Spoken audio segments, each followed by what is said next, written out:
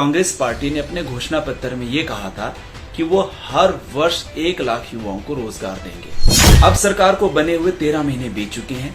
25,000 तो छोड़िए 2,000 युवाओं को भी रोजगार नहीं मिला है। स्टेटहुड डे के दौरान मुख्यमंत्री जी ने फिर से कहा कि वो 21,000 युवाओं को सरकारी रोजगार देंगे।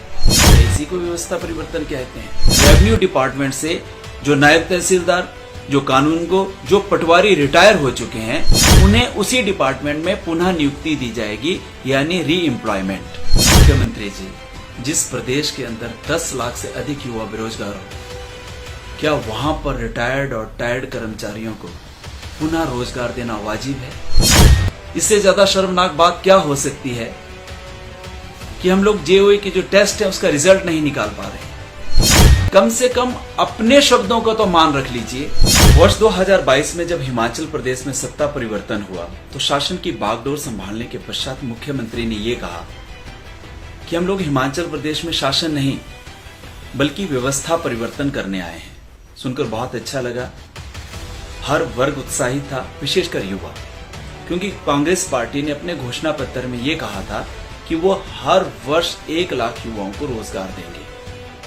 सोने पे सुहागा देखिए कि मुख्यमंत्री ने अपने पहले बजट भाषण में यह कहा कि वो इस वर्ष 25,000 युवाओं को सरकारी रोजगार देंगे, सरकारी नौकरी देंगे। अब सरकार को बने हुए 13 महीने बीत चुके हैं। अगला बजट भी 17 फरवरी को आने वाला है। 25,000 तो छोड़िए 2,000 युवाओं को भी रोजगार नहीं मिला है। और स्टेटहुड डे के दौरान मुख्यमंत्री जी ने फिर से कहा कि वो 21,000 युवाओं को सरकारी रोजगार देंगे। मुख्यमंत्री जी, इससे बड़ा मजाक क्या हो सकता है? क्या इसी को व्यवस्था परिवर्तन कहते हैं? क्या यही व्यवस्था परिवर्तन है? और हिमाचल प्रदेश में किस तरह से व्यवस्था परिवर्तन हो रहा है, इसका एक और उदाहरण आप लोगों के सामने रखता हूं।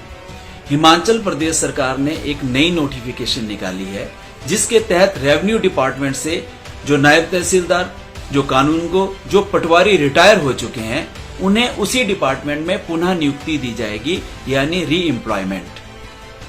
और वेतन के रूप में उन्हें क्रमशः 35,000, 30,000 और 25,000 रुपए दिए जाएंगे। जबकि बेहतर होता अगर कोई नायब तहसीलदार रिटायर हो चुका है तो उसकी जगह किसी कानूनगो को प्रमोट कर देते, और कानूनगो अगर रिटायर हो चुका तो उसकी जगह किसी सीनियर पटवारी को प्रमोट कर देते, और जो खाली पोस्ट थी उसकी जगह किसी नए युवा को मौका देते। हिमाचल प्रदेश में एक नए पटवारी को पहले 2 सालों के लिए मात्र 12,120 रुपए मिलते हैं, जबकि पुराने पटवारी को री एम्प्लॉयमेंट के नाम के ऊपर 25,000 रुपए दिए जा रहे हैं।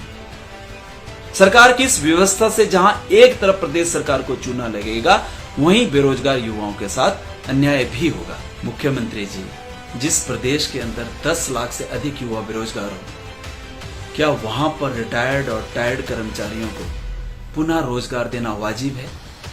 क्या यही व्यवस्था परिवर्तन है? आखिर कब हम लोग युवाओं के बारे में सोचेंगे? पिछले लंबे समय से हिमाचल प्रदेश में कोई प्रतियोगी परीक्षा नहीं हुई है। इससे ज्यादा शर्मनाक बात क्या हो सकती है कि हम लोग जेओई के जो टेस्ट है उसका रिजल्ट नहीं निकाल पा रहे हैं। केंद्र सरकार से पैसा आया हुआ है, परंतु हम एनटीटी की भर्ती नहीं कर पा रहे हैं। टीचर्स की भर्ती ना हो पाने के कारण जो है गेस्ट फैकल्टी के ऊपर टीचर रखने की बातें की जा रही है। कम से कम अपने शब्दों का तो मान रख लीजिए। जो आपने कहा था कि 25,000 युवाओं को सरकारी नौकरी देंगे, आप अपने 1 वर्ष के कार्यकाल का आत्मचिंतन करिए कि क्या इन 1 वर्षों के अंदर सही मायनों में व्यवस्था परिवर्तन हो पाया है? कथनी और करनी के बीच जो अंतर है उसके महत्व को समझिए, अन्यथा इतिहास का हिस्सा बनते देर नहीं लगती। शिमला होटल, घर के बाहर घर जैसा अपनापन। अपने वेकेशंस को सुनहरी यादों में पिरोएं शिमला होटल के साथ। राजसी वैभव और राजस्थानी आव भगत, जो देगी आपको एक रॉयल फील। हिमाचल वासियों के लिए जयपुर में ठहरने का अपना hotel, Shimla hotel. Heritage above 1, हवा महल रोड, चांदी की टकसाल, जयपुर।